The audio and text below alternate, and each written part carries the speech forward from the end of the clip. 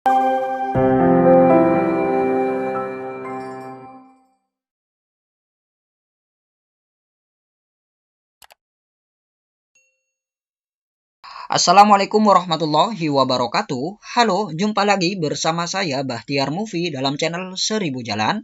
Baik teman-teman, pada video kali ini kami akan memberikan informasi yaitu mengenai pelaksanaan ujian seleksi P3K Guru tahun 2021. Terutama untuk pencetakan kartu peserta ujian dan juga kartu deklarasi sehat. Nah, jadi sudah ada sebagian pelamar yang bisa mencetak kartu peserta ujian ya teman-teman, dan juga deklarasi sehat ini sudah muncul kembali di akun masing-masing. Nah, jadi buat teman-teman simak terus video ini, dan sebelum lanjut, seperti biasa kami ingatkan kembali buat teman-teman yang masih belum subscribe ke channel ini, teman-teman subscribe terlebih dahulu dan tekan tombol loncengnya agar nantinya teman-teman selalu mendapat informasi-informasi terupdate terkait pelaksanaan ujian seleksi P3K ini. Baik teman-teman, kita langsung saja. Nah, ini dia teman-teman, ada salah satu pelamar yang sudah muncul cetak kartu peserta ujian. Nah, kita lihat di sini. Silahkan klik tombol di bawah ini untuk melanjutkan pencetakan kartu peserta ujian CASN 2021. Nah, jadi buat teman-teman yang di akunnya sudah muncul cetak kartu peserta ujian ini, maka teman-teman tinggal mencetaknya saja. Dan kemudian di akun masing-masing ini juga muncul deklarasi sehat ya teman, yang mana deklarasi sehat ini dimunculkan kembali. Dan buat teman-teman yang belum mengisinya, teman-teman bisa mengisi mulai dari sekarang. Kita lihat di sini, pengisian deklarasi sehat ini dapat dilakukan paling lambat 14 hari sebelum ujian. Jika sudah mengisi, dapat mengisi kembali pada waktunya lalu dicetak kembali. Untuk jadwal ujian akan diinfokan lebih lanjut. Nah, jadi pengisian deklarasi sehat ini dapat dilakukan paling lambat yaitu 14 hari sebelum ujian ya teman-teman. Jadi teman-teman bisa mengira-ngira nanti 14 hari sebelum pelaksanaan ujian seleksi P3K Guru. Dan jika teman-teman sudah mengisinya, maka teman-teman bisa mengisi kembali yang terbaru, yaitu pada waktunya lalu dicetak kembali. Jadi seperti itu. Dan untuk jadwal ujian ini akan diinfokan kemudian. Nah, jadi untuk jadwal ini nantinya teman-teman bisa pantau di p3k.kemendikbud.go.id. Kemudian ini adalah kartu peserta ujian seleksi CASN 2021 ya teman-teman untuk formasi P3K Guru. Nah, ini ada salah satu pelamar yang sudah mencetak kartu peserta ujian, yang mana di sini untuk lokasi ujiannya masih kosong ya teman-teman, karena akan diinfokan lebih lanjut. Kemudian di sini juga ada informasi lain.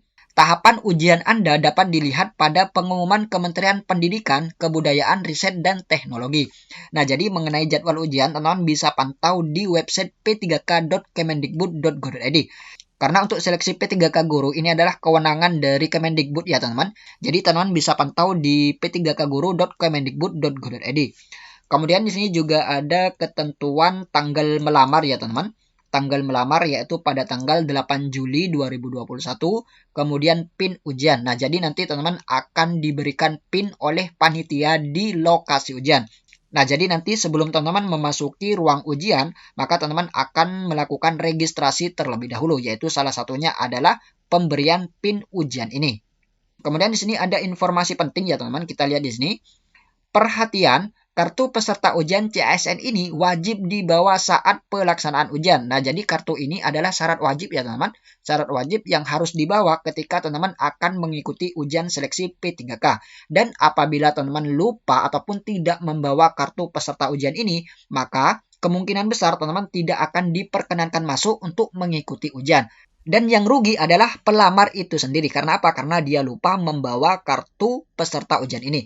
Nah, jadi nanti sehari sebelum mengikuti ujian, teman-teman sudah persiapkan terlebih dahulu. Baik itu persyaratan seperti kartu deklarasi sehat, kartu peserta ujian, dan lain sebagainya. Jadi ini untuk menjaga hal-hal yang tidak diinginkan ya teman-teman. Kemudian yang kedua, peserta wajib membawa kartu atau bukti identitas diri asli yang tercantum pada kartu ini dan terdapat di dalam pada saat pelaksanaan ujian. Nah, jadi nanti teman-teman juga wajib membawa KTP atau kartu identitas ataupun bukti identitas asli. Nah, jadi kartu peserta ujian dan KTP ini nantinya akan dibawa masuk ke ruang ujian ya teman-teman. Kemudian yang ketiga, peserta wajib mengisi dan membawa bukti deklarasi sehat yang terdapat pada halaman resum SSC ASN. Nah, jadi ini kartu deklarasi sehat ya teman-teman. Teman-teman bisa mencetaknya dan mengisinya di akun masing-masing. Dan jika teman-teman sudah mengisinya, maka teman-teman bisa mengisi lagi yang terbaru, yaitu isian yang terbaru ya teman-teman, yaitu paling lambat 14 hari sebelum mengikuti ujian seleksi P3K. Kemudian yang keempat, peserta wajib menggunakan masker dan mengikuti protokol kesehatan selama berada di lokasi ujian. Nah, jadi wajib ya teman-teman, wajib bermasker dan mengikuti protokol kesehatan. Kemudian yang kelima, peserta wajib mematuhi peraturan yang berlaku pada saat pelaksanaan ujian. Kemudian di sini juga ada ketentuan peserta seleksi kompetensi dengan CAT UNBK. Nah, jadi ini untuk peserta ya teman-teman, peserta untuk P3K dan kemungkinan ini juga berlaku untuk yang peserta seleksi CPNS. Kita lihat yang pertama, praseleksi, peserta hadir sesuai dengan jadwal yang telah ditentukan. Nah, jadi masing-masing pelamar ini kemungkinan jadwalnya akan berbeda-beda teman-teman. Jadi teman-teman disesuaikan dengan jadwal yang sudah ditentukan. Misalnya, pelamar 1 ini dijadwalkan sesi 1, kemudian pelamar 2 dijadwalkan sesi 2, dan pelamar yang ketiga ini dijadwalkan di sesi yang ketiga. Nah, jadi pelamar hadir sesuai dengan jadwal sesi yang sudah ditentukan tersebut. Jadi seperti itu. Kemudian yang B, peserta yang hadir lebih awal dapat menunggu di ruang tunggu yang telah disediakan dengan memperhatikan protokol kesehatan. Nah, jadi nanti panitia juga menyediakan ruang tunggu ya teman-teman bagi pelamar yang hadir lebih awal. Kemudian yang C, registrasi peserta dilakukan 30 menit sebelum pelaksanaan seleksi kompetensi. Nah, jadi nanti sebelum memasuki ruang ujian, baik itu CPNS maupun P3K, masing-masing pelamar ini melakukan registrasi ya teman-teman, registrasi peserta, yaitu seperti scan kartu peserta dan juga pemberian PIN dan lain sebagainya. Jadi seperti itu.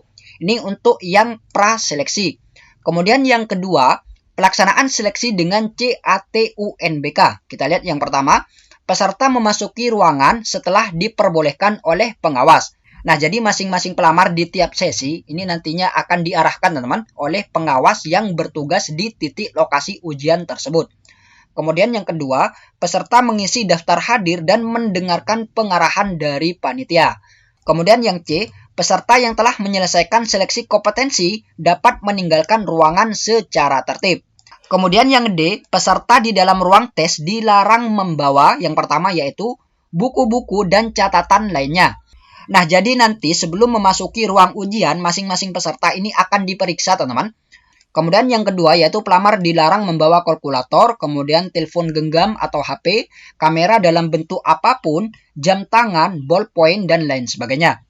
Kemudian yang ketiga yaitu makanan dan minuman. Kemudian yang keempat adalah senjata api atau sajam atau sejenisnya. Nah, jadi ini adalah larangan ya teman-teman, larangan yang tidak boleh dibawa oleh pelamar ke dalam ruang ujian. Jadi seperti itu. Kemudian yang E, selama seleksi kompetensi, peserta seleksi dilarang. Yang pertama, pindah tempat duduk atau ke komputer lain tanpa seizin pengawas seleksi. Kemudian yang kedua, bertanya atau berbicara dengan sesama peserta seleksi kompetensi.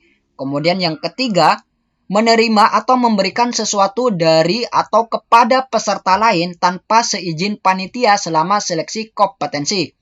Kemudian yang keempat, keluar ruangan kecuali memperoleh izin dari pengawas. Nah, jadi nanti buat teman-teman yang ada kepentingan, misalkan ada kepentingan ke toilet dan lain sebagainya, maka teman-teman harus izin terlebih dahulu kepada pengawas. Kemudian yang kelima yaitu merokok dalam ruangan seleksi kompetensi. Kemudian yang F, peserta dilarang menggunakan komputer selain untuk aplikasi CAT UNBK. Nah, jadi ini adalah larangan ya teman-teman, larangan yang harus teman-teman hindari pada saat mengikuti ujian seleksi P3K maupun CPNS. Kemudian yang ketiga yaitu pasca seleksi kompetensi. Peserta mengambil barang-barang yang dititipkan kepada panitia. Kemudian yang B, peserta langsung meninggalkan lokasi TUK dengan memperhatikan protokol kesehatan. Baik teman-teman, itulah sedikit informasi dari kami. Semoga video ini bermanfaat. Wassalamualaikum warahmatullahi wabarakatuh.